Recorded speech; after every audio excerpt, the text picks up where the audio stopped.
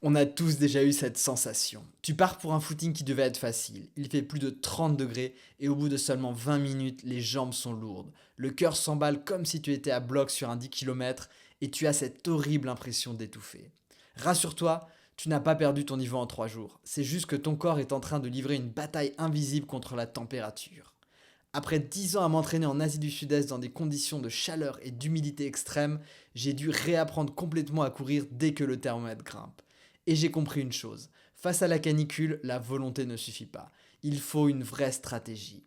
Dans cette vidéo, on va voir ensemble pourquoi notre corps réagit comme ça face à la chaleur et je vais te partager les 6 points clés indispensables pour adapter ton allure, ton hydratation, ta gestion de l'effort et continuer à te faire plaisir tout l'été sans te mettre en danger. Avant même de parler de stratégie, il faut comprendre une chose essentielle. La chaleur ne se vit pas de la même façon selon le climat. Il faut en effet différencier la chaleur sèche de la chaleur humide. La chaleur sèche se retrouve dans une grande partie de la France métropolitaine. L'air y est plutôt sec, la transpiration s'évapore correctement et le corps peut donc se refroidir efficacement grâce à la transpiration.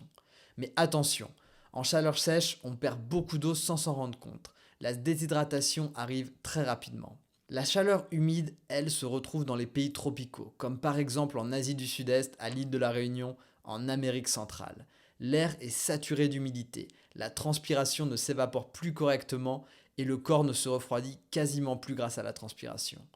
Cela donne une sensation d'étouffement rapide. L'effort paraît beaucoup plus dur à intensité égale.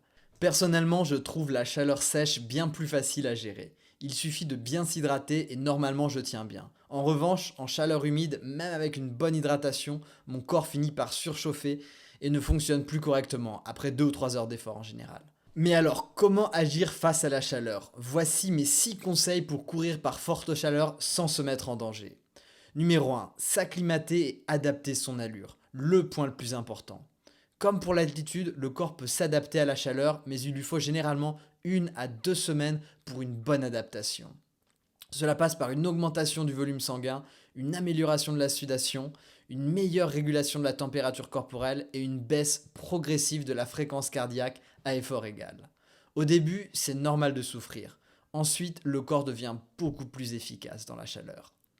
Lorsqu'il fait chaud, il faut également ajuster son allure de course. Au-dessus de 30 degrés, courir à ses allures habituelles n'a plus aucun sens. Personnellement, en Europe avec des conditions fraîches, je fais mes sorties faciles à environ 4,30-4,45 du kilomètre.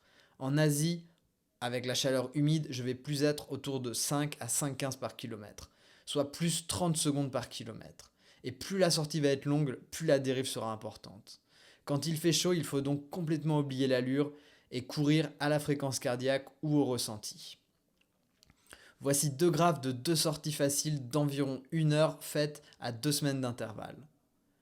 La première sortie est à Manille avec 35 degrés et 75% d'humidité.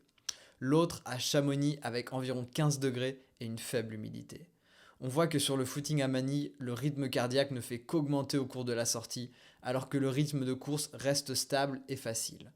En revanche, sur la sortie à Chamonix, le rythme cardiaque reste stable tout au long de la sortie. Par forte chaleur, ce n'est pas la vitesse qui compte, c'est la capacité à contrôler sa dérive cardiaque. Deuxième conseil pour faire face à une forte chaleur, se protéger du soleil. Porter une casquette ou un chapeau. C'est indispensable lorsqu'on est exposé au soleil. On préférera bien évidemment un modèle léger et respirant comme celle que je porte actuellement. Certains modèles, comme celui-ci, permettent également de mettre des glaçons à l'intérieur, ce qui permet d'avoir un filet d'eau froide qui coule dans le cou pendant la sortie. C'est très très agréable lorsqu'il fait très chaud. Pour ce qui est des vêtements, il faut choisir des vêtements blancs ou de couleur le plus claire possible. Cela va permettre de réfléchir la chaleur, alors que les couleurs foncées comme le noir vont absorber la chaleur, augmentant ainsi la chaleur ressentie dans notre corps. En gros, plus la couleur est claire, mieux c'est. Et le blanc est l'idéal, le noir c'est le pire. Niveau matériaux, il faut favoriser les tissus techniques et respirants, comme ça. Éviter le coton qui va garder la chaleur et l'humidité au plus près de votre corps. Et pour ce qui est des zones non couvertes par les vêtements, il faut surtout pas oublier de mettre de la crème solaire. Les zones les plus importantes à protéger avec la crème solaire sont généralement la nuque, les oreilles, le cou, les épaules si on est sans manches, les bras, la poitrine, les jambes dans une moindre mesure. On va essayer d'utiliser bien évidemment une crème avec un indice de protection le plus haut possible, donc 50 ou plus écran total. Mon troisième conseil va être d'adapter les horaires de ces sorties. Il vaut mieux courir tôt le matin où on a les températures les plus fraîches, généralement au moment du lever du soleil, ou autre option en fin de journée. Mais c'est plus chaud et plus lourd en général qu'au lever du soleil. Ce qu'il faut absolument éviter, c'est la période entre 10 h et 16 h.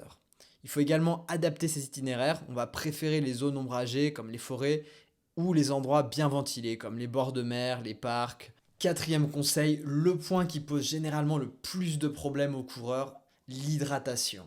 Pendant la canicule, il faut toujours emporter une flasque avec suffisamment d'eau lors de ces sorties. Si la sortie est longue et que l'on ne peut pas transporter assez d'eau, alors il faut absolument repérer les zones où l'on peut se ravitailler sur le parcours pour ne jamais manquer d'eau. Très important également, ne pas attendre d'avoir soif pour boire. Lorsque la soif apparaît, la déshydratation a souvent déjà commencé et c'est trop tard. Mais attention, boire de l'eau ne suffit pas.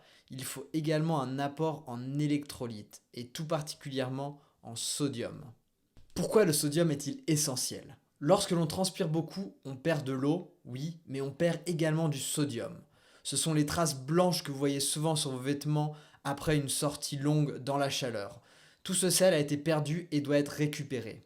Il n'y a pas que le sodium, mais c'est vraiment l'électrolyte le plus important pendant l'effort en chaleur. Les autres électrolytes, potassium, magnésium, calcium, sont secondaires sur la majorité des sorties et n'ont un impact que sur les efforts très très longs. Personnellement, j'ai longtemps sous-estimé l'importance du sodium lors des sorties en chaleur. Et récemment, j'ai testé ça de façon un peu plus sérieuse et je me suis rendu compte que j'avais besoin d'énormément de sodium. 1 à 1,5 g de sodium par heure dans des conditions extrêmes. Sachant que 1 g de sodium, c'est 2,5 g de sel de table. Sous quelle forme prendre son sodium? Alors là, on a plusieurs options. On a les boissons énergétiques toutes faites qui contiennent du sodium, on a les gels qui contiennent du sodium, certaines capsules comme ça également permettent d'avoir du sodium. Et puis après, il y a les capsules de sel comme celle-ci, que l'on peut également trouver dans le commerce et qui permettent d'avoir un maximum de sodium à avaler facilement avec de l'eau et à transporter facilement parce que ce sont des petites capsules qui peuvent facilement se ranger dans le sac. Pour faire ses propres capsules de sel, on peut également acheter une petite machine comme ça sur Amazon. Personnellement, je crois qu'elle m'a coûté environ 20 euros. Et elle permet de faire ses capsules soi-même, ce qui permet vraiment d'avoir des capsules très très cheap, puisque c'est très très cheap le sel de table fin. Vous avez juste à mettre ça dans les capsules et vous avez vos capsules toutes prêtes qui vous serviront pour la majorité de vos sorties. Que se passe-t-il en cas de mauvaise hydratation? Alors ça peut aller de la crampe, qui est souvent liée à une mauvaise hydratation ou un manque de sodium principalement. Ça c'est vraiment dans le meilleur des cas. Ensuite il y a le coup de chaud, le malaise, voire la mort. Donc il ne faut absolument pas négliger l'hydratation quand il fait chaud. Il faut boire, prendre du sodium de façon à ne pas avoir de problème. Mon cinquième conseil pour faire face à la chaleur va être de se rafraîchir activement. Alors qu'est-ce que ça veut dire? Ça veut dire tout simplement se mettre de l'eau sur la tête, la nuque, s'asperger régulièrement dès qu'on peut, se baigner dans une rivière froide si on en trouve, mettre de la glace par exemple dans un ice bandana comme celui-ci. Vous pouvez mettre de la glace là-dedans et vous mettre ça autour du cou, ce qui permet d'avoir de l'eau qui coule, de l'eau fraîche. Les ice caps, comme j'en ai parlé avant, c'est également très bien. Donc vraiment, toutes les opportunités sont bonnes pour se rafraîchir. Il ne faut pas hésiter à prendre 5 minutes pour s'allonger dans un torrent en montagne. Si on a trop chaud, ça fera énormément de bien en termes de ressenti et ça vous permettra également de performer mieux en ayant un corps qui est à une température plus optimale. Et mon sixième et dernier conseil pour faire face à la chaleur est de savoir s'arrêter. Toujours prioriser la sécurité. Ne jamais ignorer les signaux d'alerte. Si on a des vertiges, des nausées, des frissons malgré la chaleur ou un arrêt de la transpiration, de la confusion, voire un malaise, si on présente l'un de ces symptômes, la règle est très simple. Quand ces signes apparaissent, il est déjà trop tard pour forcer. Il faut s'arrêter immédiatement. Pour conclure cette vidéo sur l'entraînement en chaleur, je dirais que oui, on peut tout à fait continuer à courir quand il fait chaud, mais à une seule condition, respecter les 6 règles de sécurité que j'ai énoncées dans cette vidéo. 1. Prends le temps de t'acclimater au nouveau climat et adapte tes allures. 2. Protège-toi du soleil avec les bons vêtements. 3. Choisis les heures les plus fraîches de la journée. 4. Hydrate-toi intelligemment en n'oubliant jamais le sodium. 5. Rafraîchis-toi activement dès que tu peux. Et 6. Sache t'arrêter si jamais les voyants passent au rouge. En appliquant tout ça, tu vas considérablement réduire les risques de crampes, de coups de soleil ou de coups de chaud et tu passeras un bien meilleur été sur les sentiers. Dis-moi en commentaire comment toi tu gères tes sorties sous la chaleur. Si la vidéo t'a plu, laisse un petit pouce bleu et abonne-toi pour plus de contenu trail. A très vite sur les sentiers ou dans une prochaine vidéo.